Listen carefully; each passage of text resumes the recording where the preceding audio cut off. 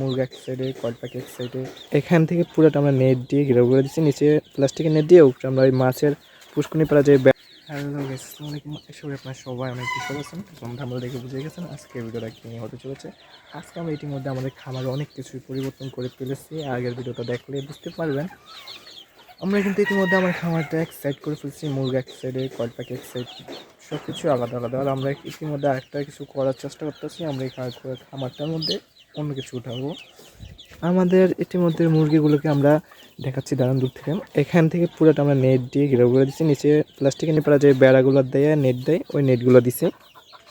আর আলহামদুলিল্লাহ ইতিমধ্যে আমাদের সবগুলো বড় মুরগি ডিম পাড়া শুরু করছে। 4টা করে ডিম পাওয়া যায় প্রতিদিন, সকালে ডিম উঠানো হয়ে গেছে। এখানে লালটা, হলুদটা, কালোটা আর এই যে বড়টা ডিম পাড়ে। আর 3টা, আরেকটা কোথায় একটা আছে নাকি। আর এখানে থেকে আমার কয়েল পাখির সেট আপ, এখানে আমার কয়েল পাখি থাকে সবগুলো। আলহামদুলিল্লাহ এগুলো অনেক বড় বড় হয়ে গেছে, দাঁড়ান আপনাদেরকে দেখাই।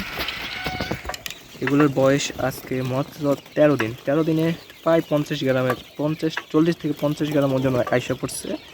আশা করি এগুলো 40 থেকে 45 দিনের ডিম আইসা পড়বে। ওখানে কিছু মুরগির বাচ্চাও আছে, একসাথেই ফুটছে মুরগির বাচ্চাগুলো, দেখছেন।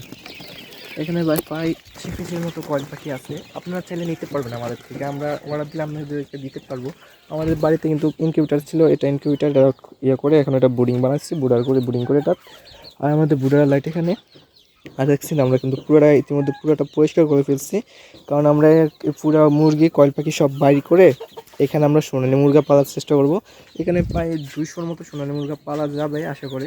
আমরা সোনালী মুরগা উঠালে মনে করেন 1.5-2 মাস পালার পরে বাজারে কেজি দরে সেল করে দিলে কিছু প্রফিট থাকবে, এখানেও কিছু প্রফিট হবে। কয়েল পাখির ডিম পারবে, আবার বড় দেশি মুরগি আছে কয়েল পাখির ডিম, আর যদি এগুলো ডিম পারে আমরা এগুলো মেশিনেতে ডিম দিয়ে বাচ্চা ফুটাবো, বাচ্চা আমরা সেল করবো, ওখানেও প্রফিট থাকবে ইনশাআল্লাহ।